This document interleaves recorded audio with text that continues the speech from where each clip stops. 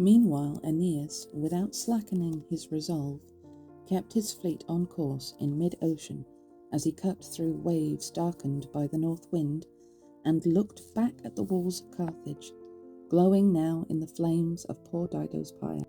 No one understood what had lit such a blaze, but since they well knew what bitter suffering is caused when a great love is desecrated, and what a woman is capable of when driven to madness, the minds of the Trojans were filled with dark foreboding. The ships were now in mid-ocean with no land in sight.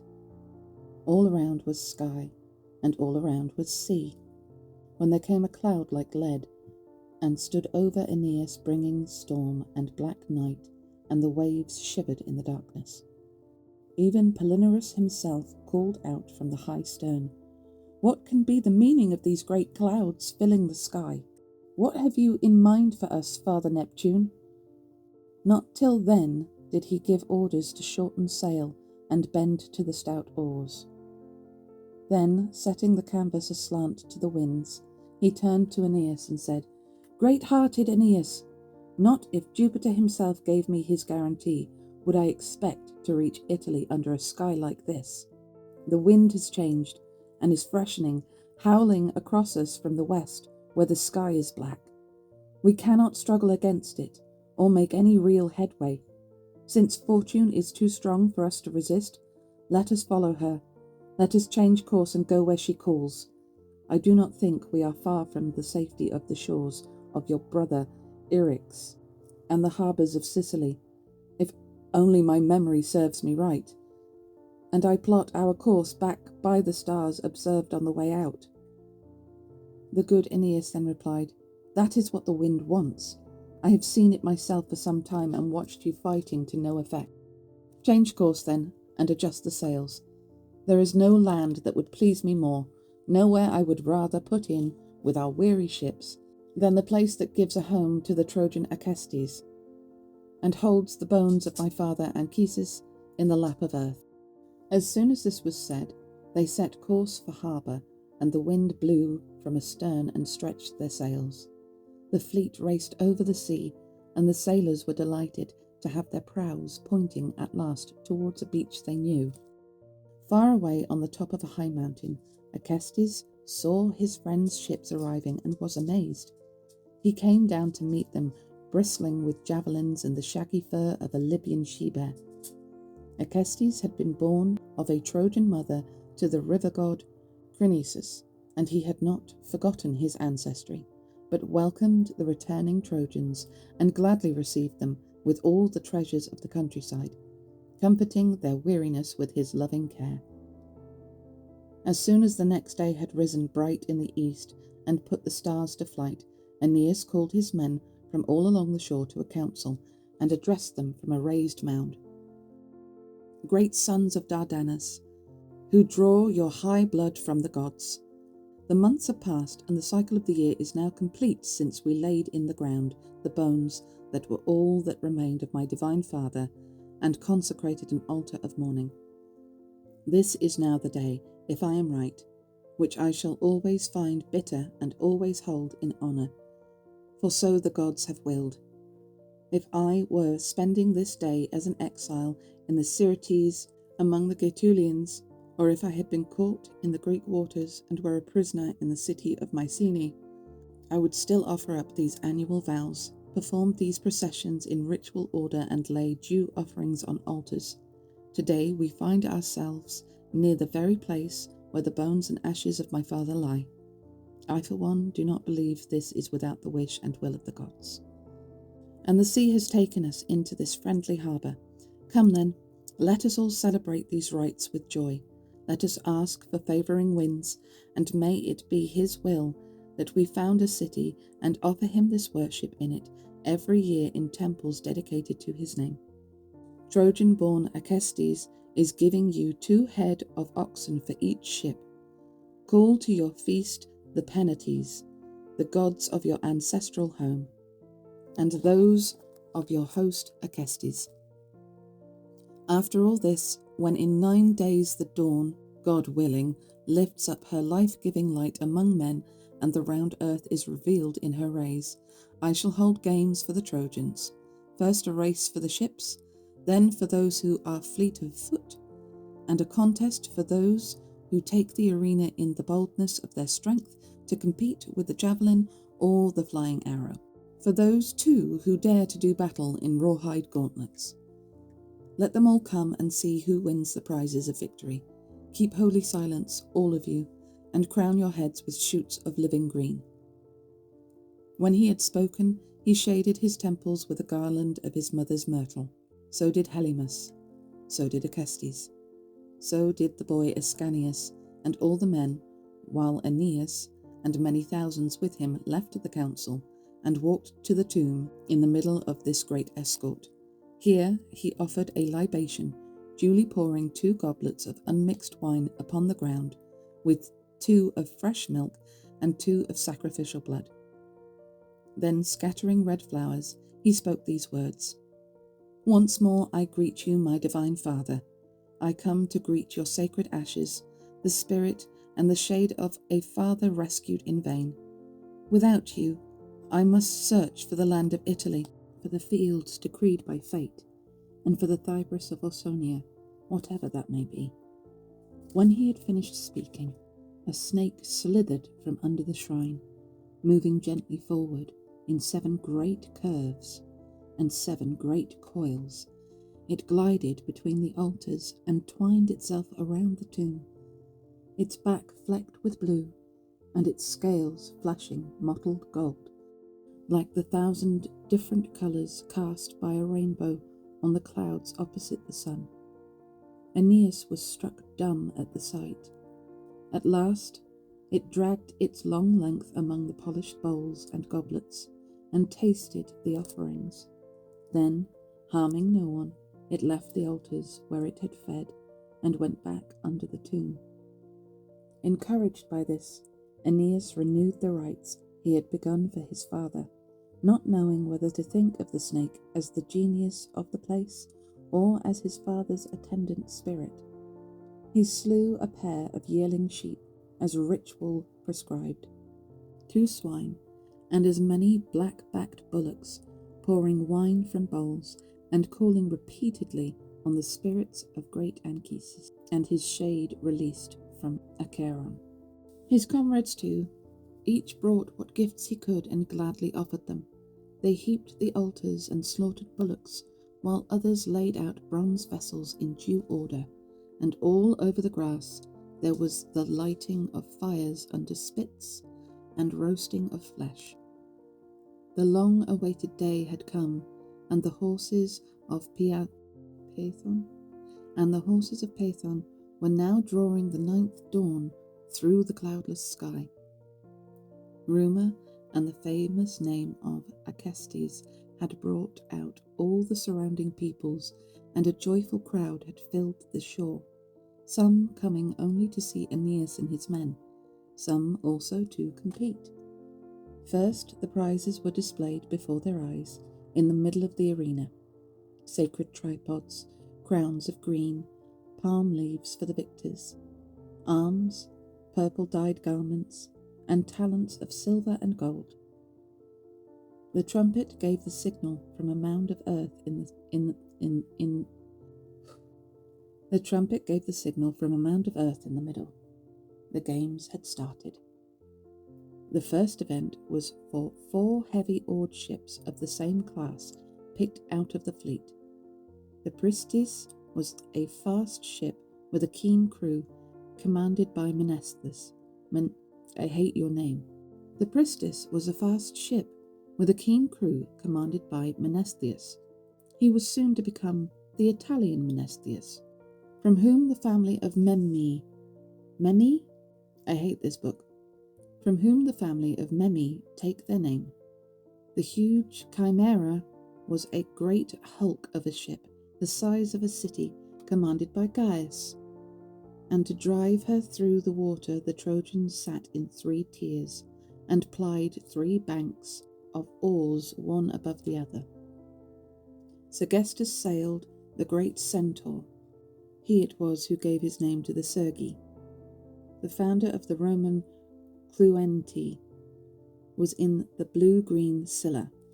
Well out to sea, off a wave-beaten shore, there stands a rock which in winter, when the northwesterly winds are darkening the stars, is often submerged and battered with the swell. But in calm weather all is quiet, and the level top of it stands up from the glassy sea, and gulls love to bask on it. Here Father Aeneas set up a green branch of holm oak as a mark round which the sailors would know they had to turn to begin the long row home. They then drew lots for their starting positions, and the captains stood on the high sterns, gleaming in the splendour of purple and gold. The crews wore garlands of poplar leaves, and the oil they had poured on their shoulders glistened on the naked skin. There they sat at the thwarts, straining their arms at the oars and their ears to hear the starting signal. They were shuddering with fear, and their hearts were leaping and pumping the blood for the sheer love of glory. When the shrill trumpet sounded, in that one instant the ships all surged forward from the line, and the shouting of the sailors rose and struck the heavens. Their arms drew the oars back, and the water was churned to foam. Side by side they ploughed their furrows, and tore open the whole sea to its depths with their oars and triple beaks, like two horse chariots, streaming full pelt from the starting gate and racing over the ground, all like charioteers at full gallop, cracking the rippling reins on their horses' backs, and hanging forward over them to use the whip. All the woods resounded with the din and cheers and roars of encouragement. The echo of the shouting rolled round the curve of the shore and bounced back off the hills.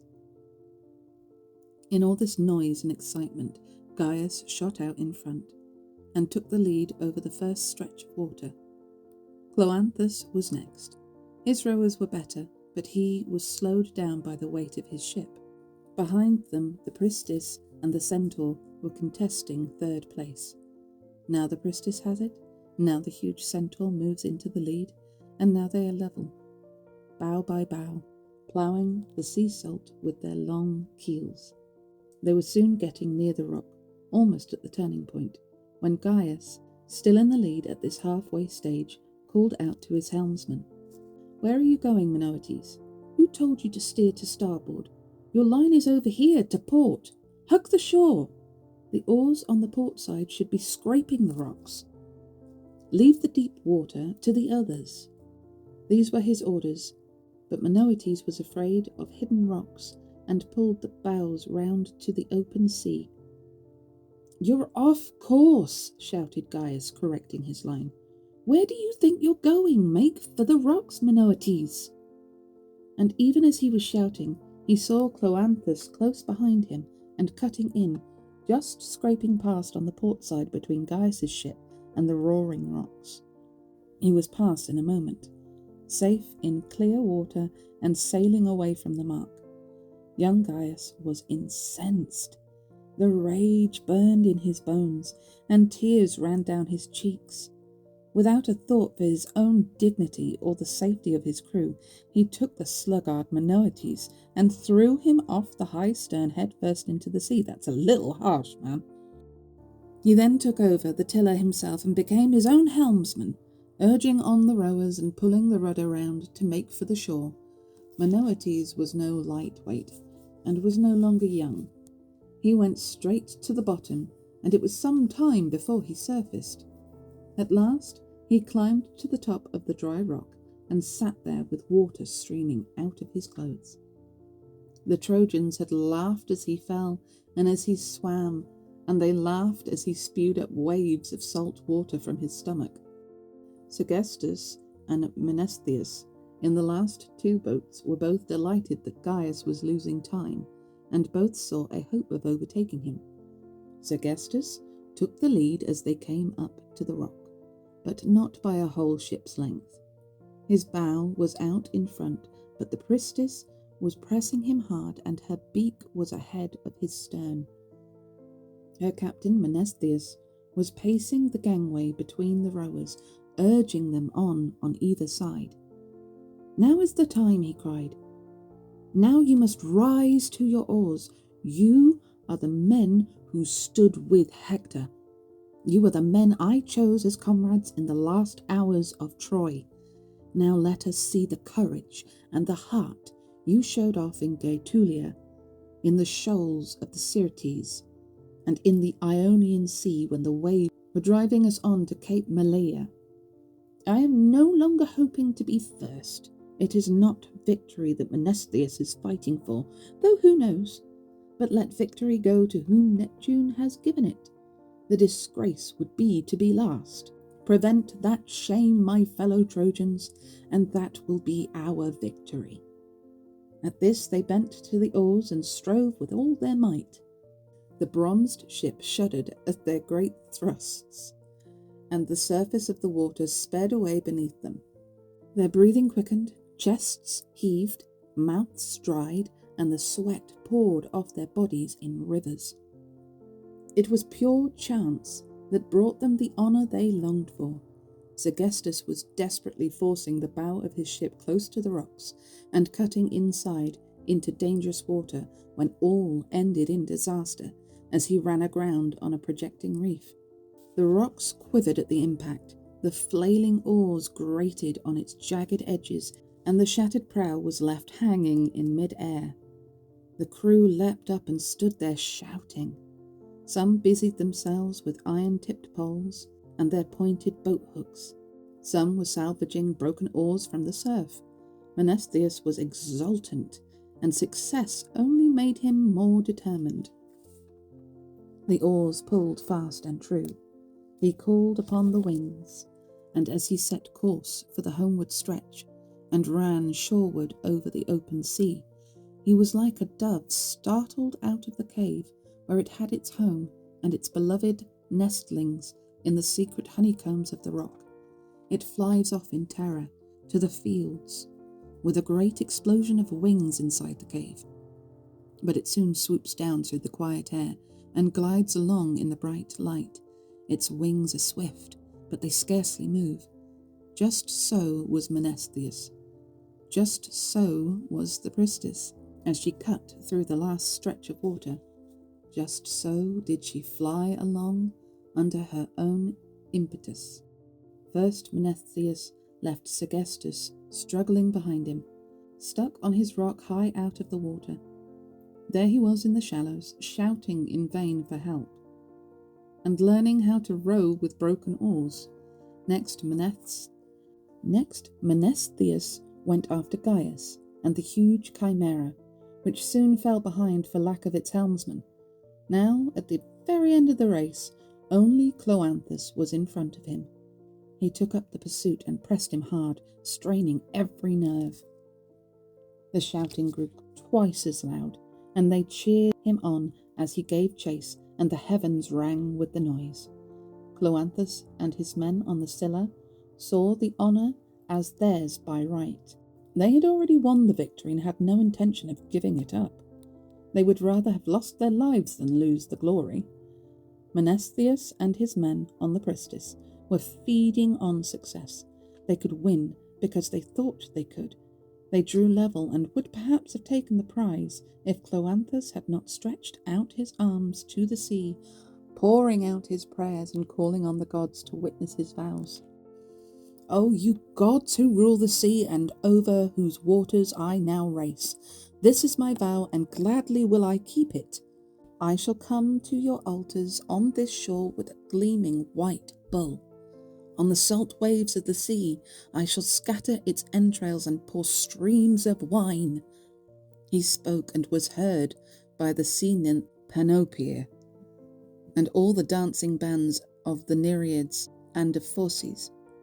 As he sailed on, Father Portunus pushed the ship with his own great hand, and it flew landward swifter than the wind from the south or the flight of an arrow, till it arrived safe in the deep waters of the harbour. Then the son of Anchises called them all together in due order, and bade the herald loudly proclaim Cloanthus the victor, and veiled his head with the green leaves of the laurel. For each ship there was a gift of wine, 3 bullocks of their choice, and a great talent of silver. In addition, the captains were singled out for special honours.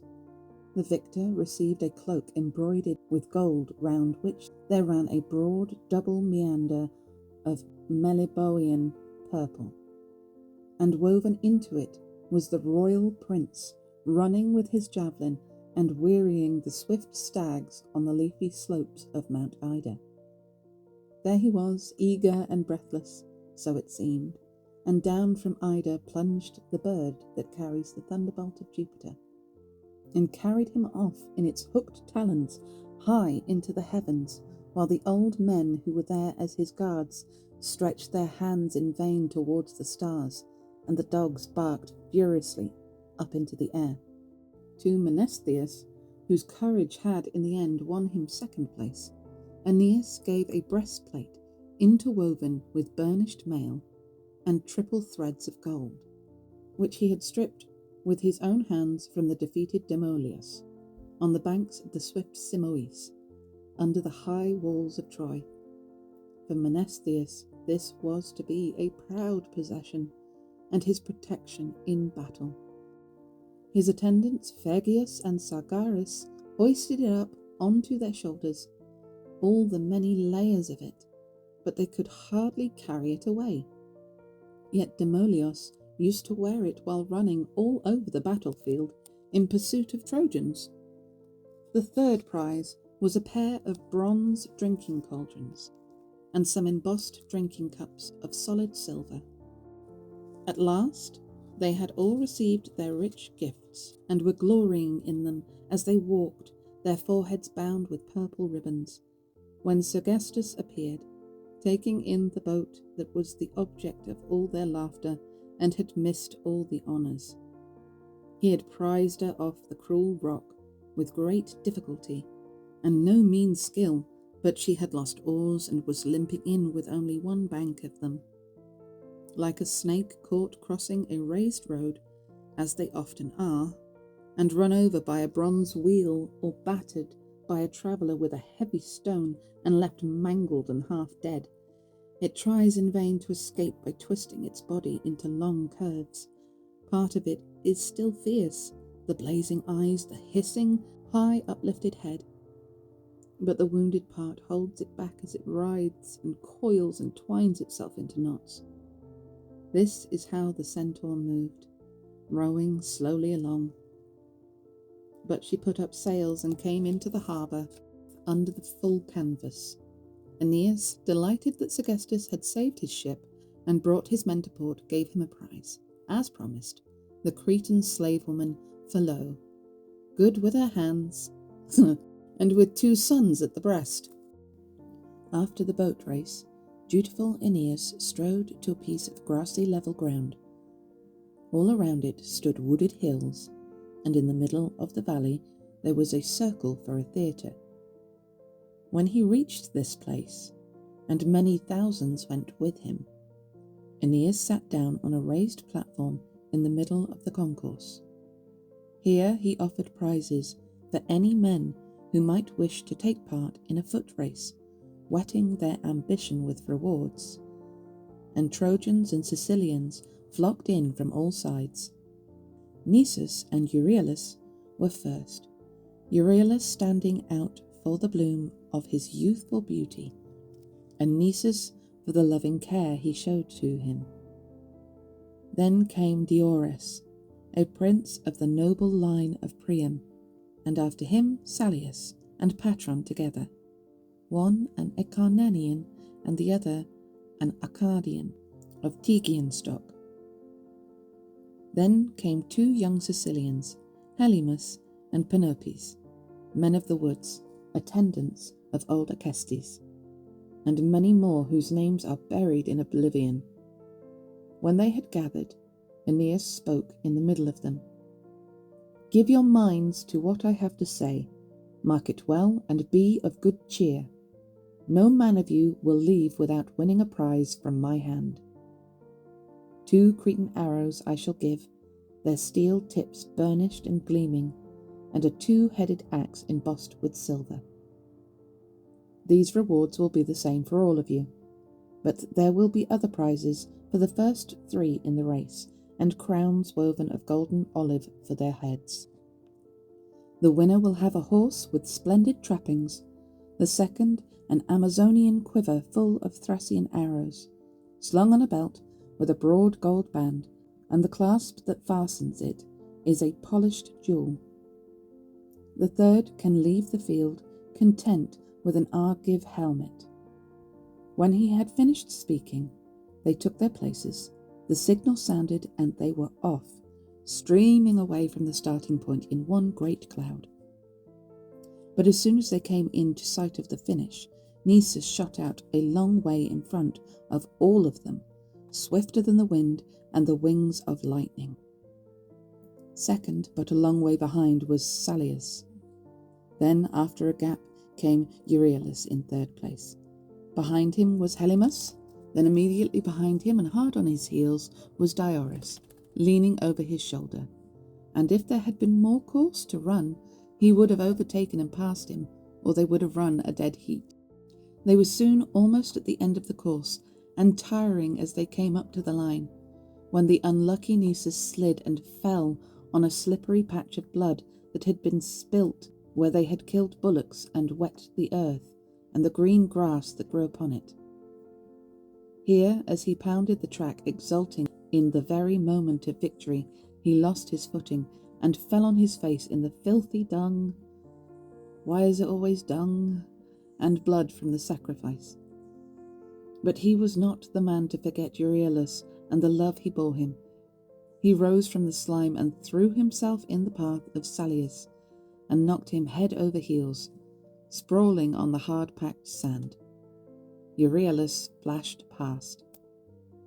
Thanks to his friend, he was in the lead, and speeding along to loud applause and cheers. Helymus behind him, with Diores now winning the third prize. But Salius stood up before the faces of the fathers in the front rows and filled the whole bowl of the huge assembly with a loud clamour, demanding the honour of which he had been cheated. On the side of Euryalus were the favour in which he was held, his beauty as he stood there weeping, and the manly spirit growing in that lovely body. On his side too was Diores, protesting at the top of his voice. He had come in third, but there would be no third prize for him if the first were given to Salius. Father Aeneas then spoke. You young men will all keep your prizes. The awards have been made, and no one changes that. Let it be my task to offer consolation to our friend for the downfall he did nothing to deserve. With these words he gave Salius the hide of a huge Gaetulian lion, weighed down with gilded claws and mane. This was too much for Nisus, who burst out, If losers win prizes like this, and you take pity on people who fall, what gift will be enough to give to Nisus? I would have won the victor's crown of glory, and deserved it, if the same bad luck had brought down Salius and not disposed of me. And as he spoke, he pointed to the filthy wet dung on his face and body. Good Father Aeneas laughed, and ordered them to bring out a shield made by the hand of Didymaon.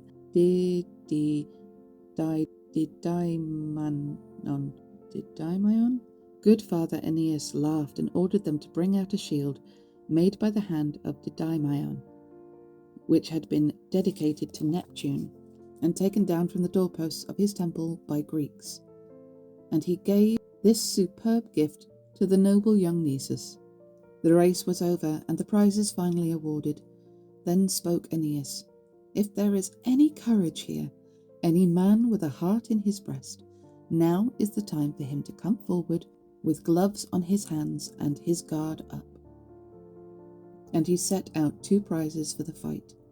For the victor, a bullock with its head shadowed by ribbons and its horns plated with gold, and a sword and a splendid helmet as a consolation prize for the loser. Diores did not hesitate. Immediately that great face of his appeared, and all his mighty strength, and the people murmured as he hoisted himself to his feet. He had been the only man who used to stand against Paris. He was the man who had felled the huge Butis and stretched him out to die on the yellow sand by the mound where great Hector lay. But Butis came as a champion from the Bebrycian race of Amycus. This was the Dares, who stood there with his head held high to begin the battle, flexing his shoulders, throwing lefts and rights, and thrashing the air. They looked around for an opponent, but no one in all that company dared to go near him or put on the gloves. Thinking that no one was challenging him for the prize, he went straight up to Aeneas and stood there in front of him. Without more ado, he took one of the bull's horns in his left hand and said, "Son of the goddess, if no one dares to trust himself to battle, how long are we going to stand here? What is the point of keeping me waiting? Tell them I can take away my prize." And all the Trojans to a man murmured and told Aeneas to award the prize as promised. But this Anchises had hard words for Entellus, sitting next to him on a bank of green turf. "Entellus," he said, "I have seen the day when you were the bravest of heroes. Is it all in the past? Are you going to sit there meekly when a prize like this is lifted and no opposition offered? Tell me, where is Eryx now? The god they say was once your teacher? Has all that come to nothing? What about that reputation of yours that used to ring round the whole island of Sicily? And what about the great trophies hanging in your house?" "I am not afraid," replied Entellus. "I still have my pride and my love of honour, but old age is slowing me down. The blood is cold and sluggish. My strength is gone and my body is worn out. But if I were what I once was, if I had the youth that makes that puppy so full of himself, prancing about there, I would not have needed the reward of a pretty bullock to bring me to my feet. I am not interested in prizes." At these last words he threw into the middle the pair of prodigiously heavy gauntlets in which Eryx used to raise his guard, carrying them into battle with the hard leather stretched over his forearms. They were amazed. The hides of 7 huge oxen were there, stiffened by lead and iron sewn into them. Dares was more amazed than anyone and stood well back at the sight of them. But the great-hearted son of Anchises picked them up and felt their weight, turning over the great folds of the jointed hides from one hand to another. Then spoke old Entellus, his voice deep in his chest.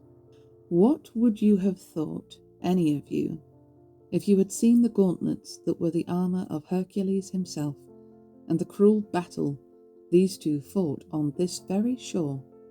This, Aeneas, is the armour your brother Eryx used to wear. You see it is still caked with blood and spattered brains. Oh, wow!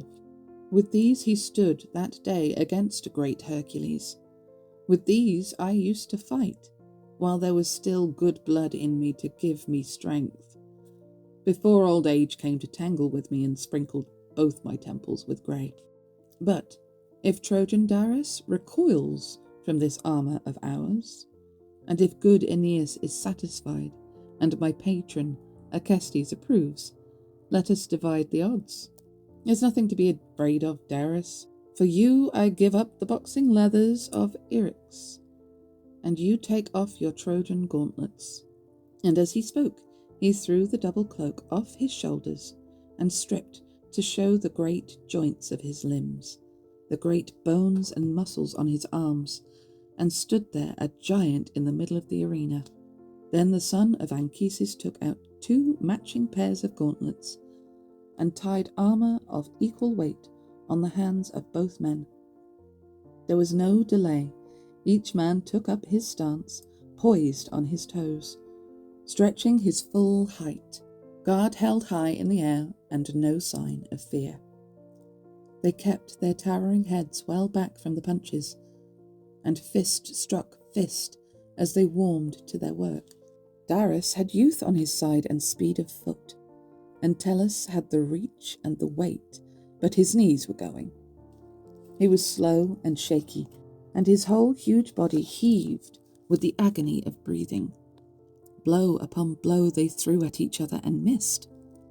Blow upon blow, drummed on the hollow rib cage, bloomed on the chest, and showered round the head and ears, and the cheekbones rattled with the weight of the punches. Entellus, being the heavier man, held firm in his stance, keeping watchful eyes on his opponent and swaying away from the bombardment. For Darius, it was like attacking some massive high-built city or besieging a mountain fortress. This way and that he tried, covering all the ground in his manoeuvres, pressing hard with all manner of assaults, and all to no avail. Then Entellus drew himself up and showed his right hand raised for the blow, but Darius was quick to see it coming down and backed away smartly. Entellus's full force was in that blow, and it met empty air. Great was his weight, and great was the fall of that huge body. He fell as a hollow pine tree falls, torn up by the roots on great Mount Ida or on Erymanthus. Trojans and Sicilians leapt to their feet as one man in their excitement, and the shouting rose to high heaven. Acestes was the first to run to comfort his old friend and help him from the ground. But the hero Entellus did not slow down or lose heart because of a fall. He returned to the fray with his ferocity renewed and anger rousing him to new heights of violence. His strength was kindled by shame at his fall, and pride in his prowess, and in a white heat of fury he drove Darius before him, all over the arena, hammering him with rights and lefts, and allowing him no rest or respite. Like hailstones from a dark cloud rattling down on roofs, Entellus battered Darius with a shower of blows from both hands and sent him spinning. At this point, Father Aeneas did not allow the anger of Entellus to go any further, but checked his savage passion and put an end to the fight. As he rescued the exhausted Darius, he comforted him with these words: "Unlucky Darius, what madness is this that has taken possession of you? Do you not see that your strength is not as his, and the divine will has turned against you? Yield to God." He spoke, and his voice parted the combatants, and Darius was led back to the ships by his faithful comrades, dragging his weary legs, shaking his head from side to side, and spitting out a mixture of gore and teeth. His men were then called and given the helmet and the sword, leaving the palm of victory and the bull to Entellus. Then spoke the victor in all his pride of spirit, glorying in the bull he had won. "Son of the goddess, know this, and you too, men of Troy, this is the strength there used to be in my body when I was in my prime, and this is the death from which you have rescued Darius." With these words he took up his stance in front of the bullock's head, as it stood there, as the prize of battle. Then, drawing back his right hand and rising to his full height, he swung the brutal gauntlet straight down between its horns, shattering the brains and grinding them into the bone. The ox fell and lay full out on the ground, dead and twitching. And these are the words Entellus spoke, and spoke them from the heart: "The life of this ox is worth more than the life of Darius, and with it, Eryx, I pay my debt to you in full. And here and now, in the moment of victory, I lay down my gauntlets and my art." Aeneas immediately summoned all those who wished to take part in an archery contest, and announced the prizes. With his great hand he set up the mast, taken from Serestus' ship, and put a cord round a fluttering, not the dove again, round a fluttering dove to hang it from the top of the mast, as a target for the steel-tipped arrows. The contestants gathered. Lots were thrown into a bronze helmet, and the first to leap out, to loud acclaim, gave the first place to Hippocoon, son of Hyrtacus. Next came Menestheus, fresh from his triumph in the boat race. Mnestheus with the green olive binding his hair. Third was Eurytion, brother of the famous Pandarus, who in days long past had been ordered to break the truce, and had been the first to shoot an arrow into the middle of the Greeks. Last of all, at the bottom of the helmet, was Acestes. He too dared to try his hand at the test of warriors. Soon they were bending their bows with all their strength and taking the arrows out of their quivers. A string twanged, and the first arrow from young Hippocoon cut through the breezes of heaven to strike home full in the wood of the mast. The mast quivered. There was a flash of wings from the frightened bird, and all around rang the loud applause. Next, the eager Mnestheus took his stand and drew, aiming high, straining both eye and bow. But to his dismay, he failed to hit the bird, cutting the knot in the linen cords which bound her feet, as she hung there at the top of the mast. She made off, flying southward towards some dark clouds. Eurytion lost no time. His bow had long been bent and his arrow at the ready, but called upon his brother Pandarus as he prayed, and took aim at the dove, now glorying in the freedom of the sky. As she beat her wings just beneath the black cloud, the arrow struck her, and she fell dead, leaving her life among the stars of heaven, and bringing back as she fell the arrow that had pierced her. Father Acestes alone remained, and the victor's palm was lost to him, but he aimed an arrow high into the breezes of the air to display his old skill, and let the sound of his bow be heard. At this, a sudden miracle appeared before their eyes, a mighty sign of what the future held in store. In times to come was the great fulfillment revealed, and awesome prophets interpreted the omens to future ages. As it flew through the vaporous clouds, the arrow burst into flames and marked its path with fire till it was consumed and faded into thin air. Like those stars that leave their appointed places and race across the sky, trailing their blazing hair behind them as they fly. Sicilians and Trojans stood stock still in amazement, praying to the gods above, but the mighty Aeneas welcomed the omen and embraced the exultant Acestes, heaping great gifts on him and saying these words: "Accept these, Father Acestes, for the great king of Olympus has shown by this sign that he has willed you to receive honours beyond the lot of other men. Here is a gift from my old father Anchises himself, a mixing bowl engraved with figures which he once received as a great tribute from the Thracian Cisseus, to be a memorial and pledge of his love." With these words, he put a wreath of green laurel around Acestes' temples, and declared him first victor above all others. Nor did good Eurytion grudge him the highest honour, although he alone had brought down the dove from the heights of heaven. Next, in order for the prizes, came the archer who had cut the cord, and last the one who had pierced the mast with his flying arrow. But before the end of the archery contest, Father Aeneas was already calling to his side Epetides, the trusty comrade and guardian of young Iülus, to speak a word in his ear. "Go now, and if Ascanius has with him his troop of boys all ready, and the horses drawn up and prepared to move, tell him to lead on his squadrons in honour of his grandfather and show himself in arms."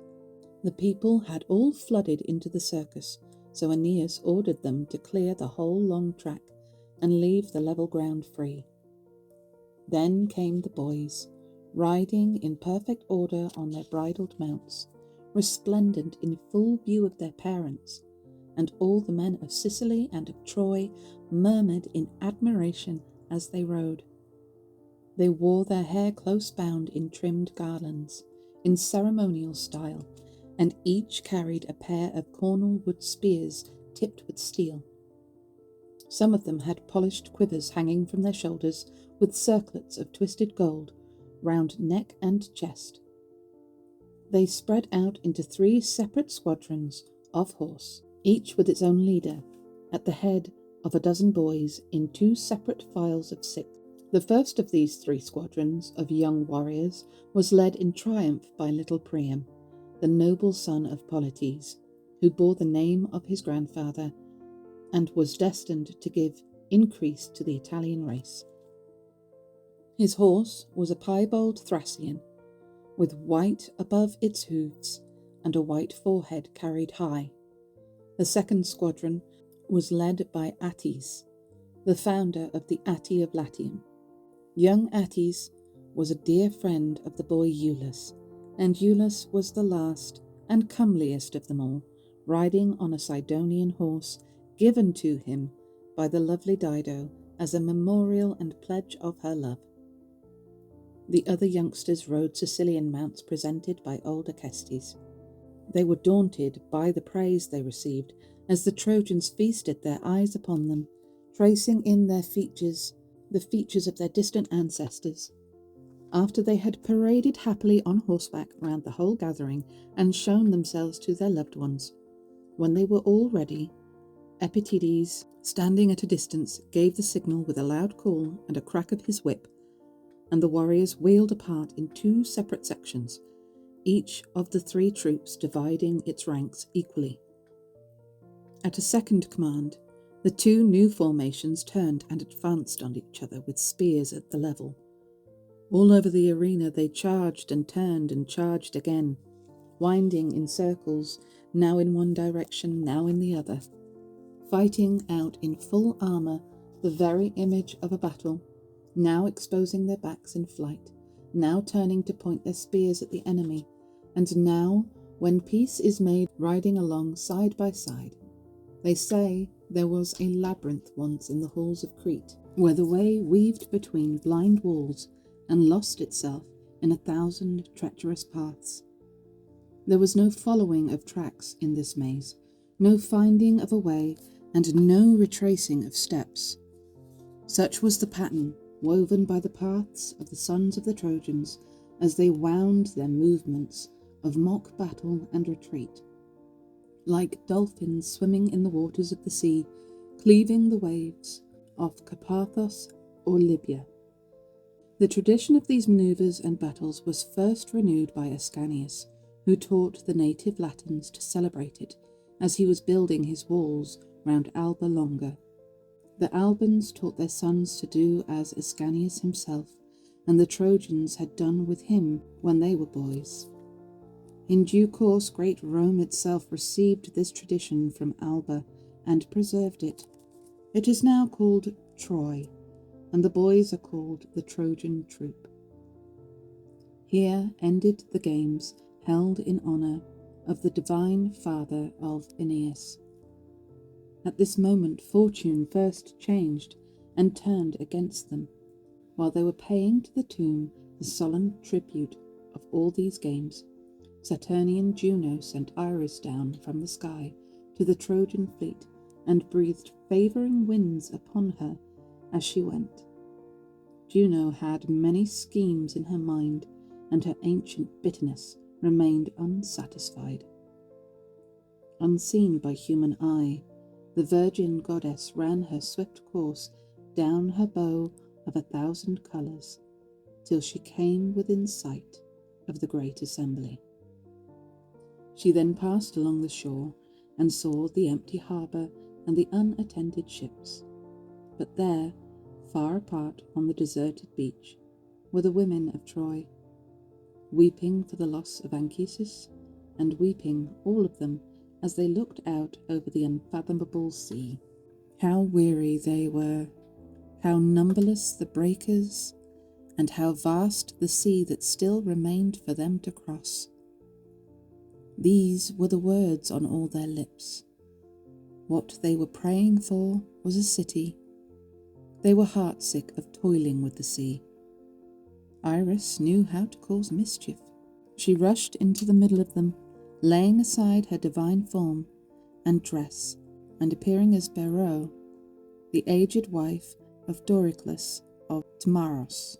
a woman of good birth, who had borne sons and been held in high regard. In this guise she mingled with the mothers of Troy and spoke these words. Our sadness is that Greek hands did not drag us off to our deaths in war under the walls of our native city. O my unhappy people, for what manner of destruction is fortune preserving you? This is the 7th summer since the fall of Troy that we have been driven by the winds, and have measured every sea and land, every inhospitable rock, and every angry star, rolling forever on the waves as we search the mighty ocean for an Italy that ever recedes. Here we are in the land of our brother Eryx, and Acestes is our host. Who is to prevent us from laying down the foundations of walls and giving a city to our people? I call upon our native land and household gods, snatched from the hands of our enemies to no purpose. Tell us, will there never again be walls that will be called the walls of Troy? Shall I never see a place with the rivers that Hector knew, the Xanthus and the Simois? Is it too much to endure? Come with me now and set fire to these accursed ships and destroy them. I have seen in a dream the image of the priestess Cassandra putting blazing torches in my hands and saying, "This is your home. This is where you must find your Troy." Now is the time to act. Portents like these brook no delay. Look at these 4 altars of Neptune. The god himself is giving us the torches and the courage. While still speaking, she took the lead and snatched up the deadly fire, brandishing it in her right hand, and threw it with all her force. The minds of the women of Troy were roused, and their hearts were bewildered. But one of the many, the oldest of them all, Pergo, who had been royal nurse to all the sons of Priam, called out, "This is not Beros speaking to you, women of Troy. This is not the wife of Doricles from Rhoeteum. Look at the marks of divine beauty, the blazing eyes. Look at her proud bearing, her features, the sound of her voice, her walk. I have just left Beros sick and fretting because she was the only one who could not come to this ceremony and would not be paying due honour to Anchises." These were the words of Pergo, and at first the women were at a loss, looking at the ships with loathing in their eyes, torn between their pitiable desire to stay where they were, on land, and the kingdom to which destiny was calling them, when the goddess soared through the heavens on poised wings, cutting in her flight a great rainbow beneath the clouds. This portent overwhelmed them. Driven at last to madness, they began to scream and snatch flames from the innermost hearts of the encampment, or rob the altar fires, hurling blazing branches and brushwood and torches. The god of fire raged with unbridled fury over oars and benches and the firwood of the painted sterns. It was Eumelus who brought the news to the Trojans while they were still in the wedge-shaped blocks of seats in the theatre near the tomb of Anchises, and they could see for themselves the dark ash flying in a cloud. Ascanius was happily leading the cavalry manoeuvres, so he made off to the troubled camp at full gallop, although the breathless trainers tried in vain to hold him back. "What strange madness is this?" he cried. Where is this leading you, you unhappy women of Troy? This is not the camp of your Greek enemies. What you are burning is your own hopes for the future. Look at me. I am your own Ascanius." He had been wearing a helmet as he stirred the images of war in the mock battle, and now he took it off and threw it on the ground at his feet. At this moment Aeneas came rushing up, and columns of Trojans with him, but the women took flight and scattered all over the shore, making for the woods and caves in the rocks, wherever they could hide. They were ashamed of what they had done and ashamed to look upon the light of day. Their wits were restored now, and they recognized their own people. Juno was cast out of their hearts, but that did not cause the fire and flame to abate their unquenchable fury. The pitch was still smouldering beneath the wet timbers, oozing slow smoke, and consuming heat was creeping along the hulls. The canker was sinking deep into the bodies of the ships, and all the exertions of men and the pouring on of water were achieving nothing. This was when the devout Aeneas tore the cloak off his shoulders and called upon the gods for help, stretching out his hands and praying, "All-powerful Jupiter, if you do not yet abhor the whole race of Trojans, if your loving kindness still looks as of old on the labours of men, grant now, O Father, that our fleet escapes the flames. Save from destruction what little remains to the Trojans, or else with your own angry thunder cast the remnants of us down to death, and, if that is what I deserve, overwhelm us here with your own right hand." Scarcely had he spoken when a black deluge of torrential rain came lashing down. Mountain peak and plain trembled at the thunder, and from the whole sky streamed the wildest tempest of rain, dark with the cloud-bearing winds of the south. It poured down and filled the ships and soaked the charred timbers till all the fire was quenched, and, except for 4 that were lost, all the ships were saved from destruction. But this was a bitter blow for Aeneas, and his heart was heavy as he turned his thoughts this way and that, wondering whether he should forget about his destiny and settle in the fields of Sicily, or whether he ought to make for the shores of Italy. Then spoke old Nautes. He was the one man Tritonian Pallas had chosen to instruct and make preeminent in his art, providing him with responses to explain what the great anger of the gods portended, and what the settled order of the fates demanded. These were the words of comfort he now began to address to Aeneas. "Son of the goddess, let us follow the fates, whether they lead us on or lead us back. Whatever fortune may be ours, we must at all times rise above it by enduring it. Acestes is by your side, and he is a Trojan, offspring of the gods. Take him into your counsels, be one with him. He is willing. Hand over into his care the people from the ships that are lost, and those who are heart-weary of your great enterprise and destiny. Choose the old men, the women who are worn out by the sea, all of your company who are frail and have no stomach for danger, and the weary, as they are, here in this land, and let them have their city. Acestes will give them his name, and they will call it Acesta."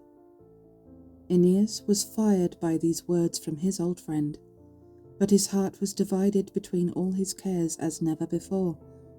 Dark night had risen in her chariot to command the vault of heaven, when suddenly there appeared the form of his father Anchises, gliding down from the sky, and these were the words that came pouring from him. "O my son, dearer to me than life itself in the days when life remained to me, my son who has been tested by the fates of Troy, I come here in fulfillment of the command of Jupiter.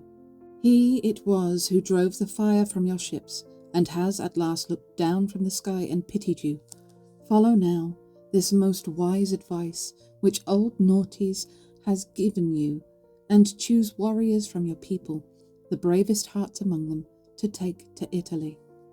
There, in Latium, is a wild and hardy people whom you have to overcome in war. But first you must come to the home of Dis in the underworld, and go through the depths of hell to seek a meeting with me.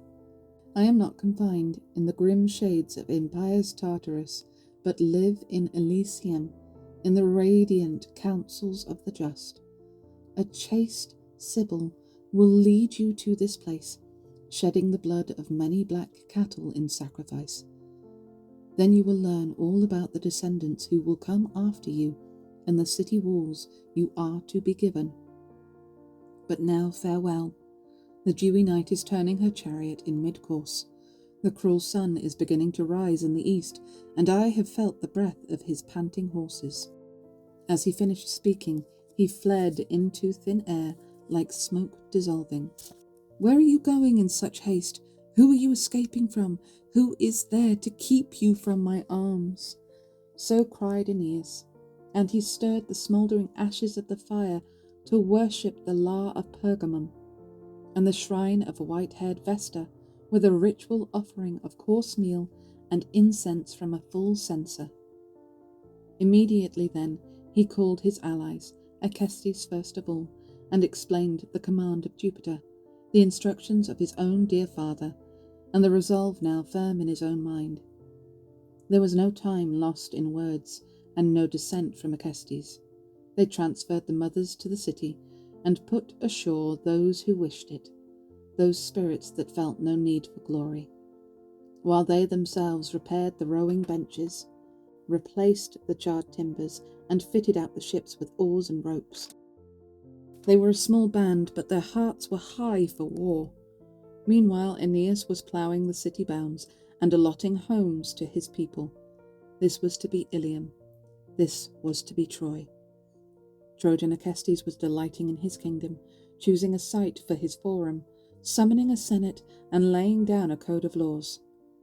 Then they founded a temple to Venus of Ida, soaring to the stars on the peak of Mount Eryx, and appointed a priest to tend the tomb of Anchises, consecrating to his name a great grove all around it. And now the whole people had feasted for 9 days and performed their rites at the altars. A gentle breeze had calmed the wave, and the breath of a steady south wind was calling them again to sea. Loud was the weeping along the curved shore of the bay as they lingered for a night and a day in their last embraces. Even the women, even the men who had been shuddering at the sight of sea and unable to face its god, were now eager to sail and endure to the end the whole agony of exile.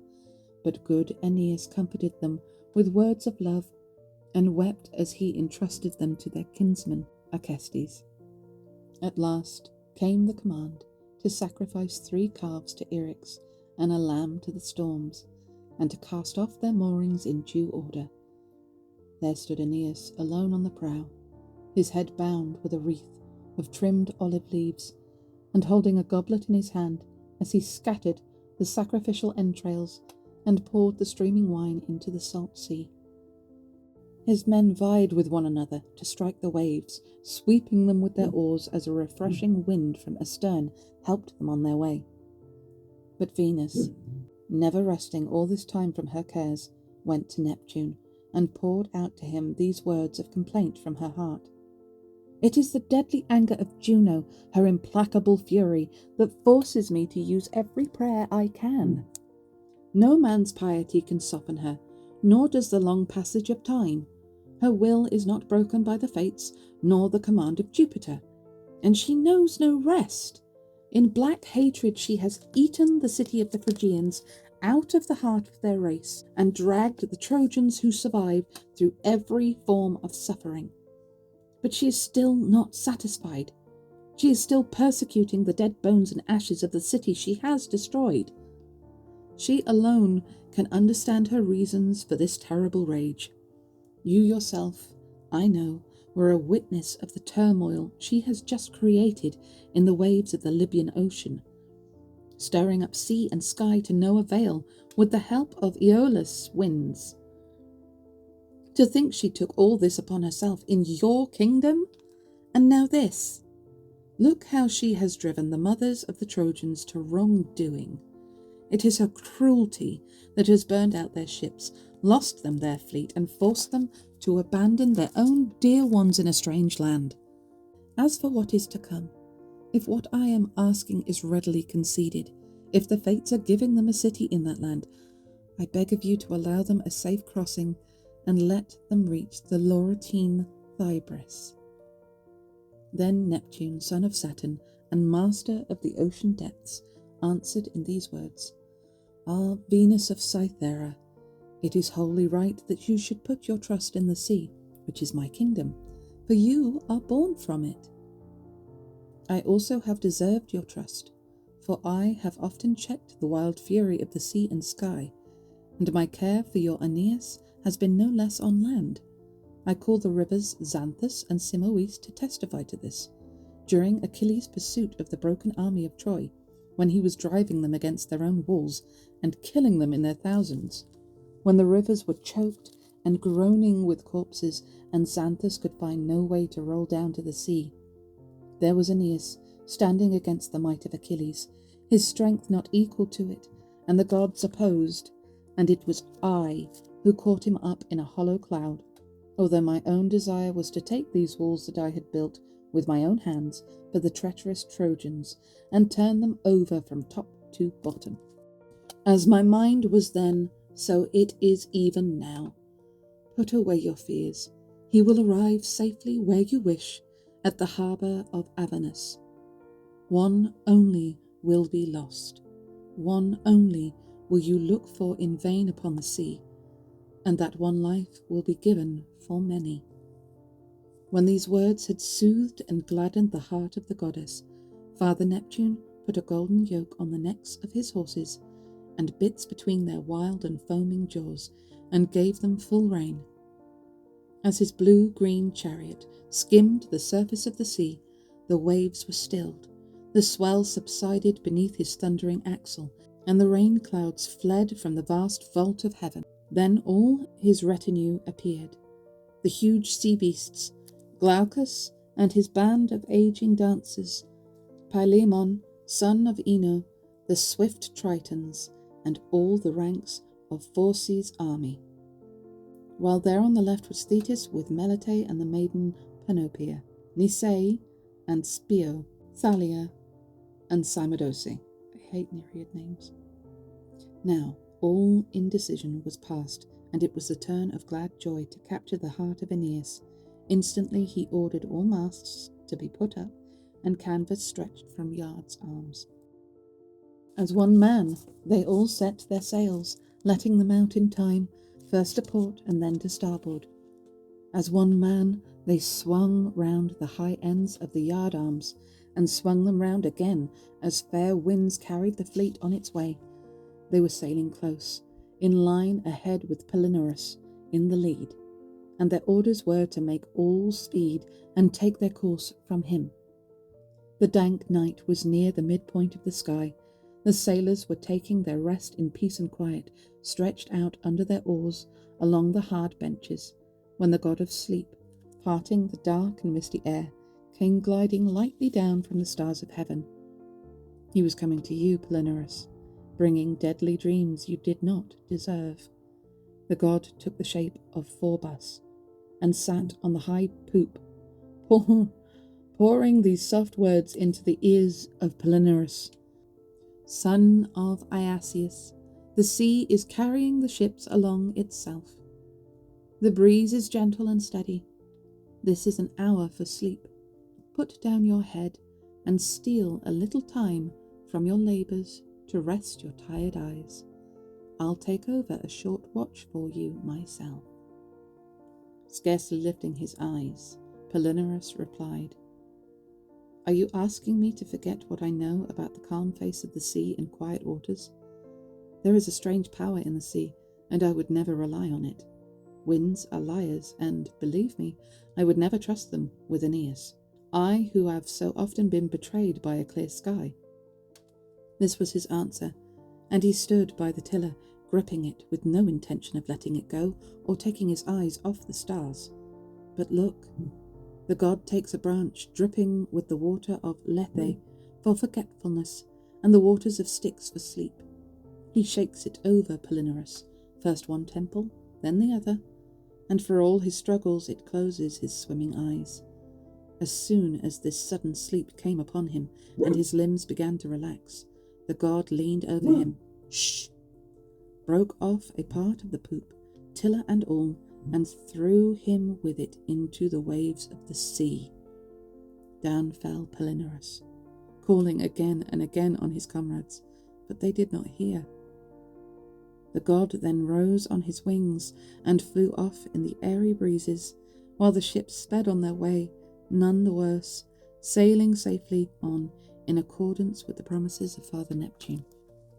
They were soon coming near the Sirens' Rocks, once a difficult coast, and white with the bones of drowned men, and at that moment, sounding far, with the endless grinding of breaker upon rock, when Father Aeneas sensed that he was adrift without a helmsman.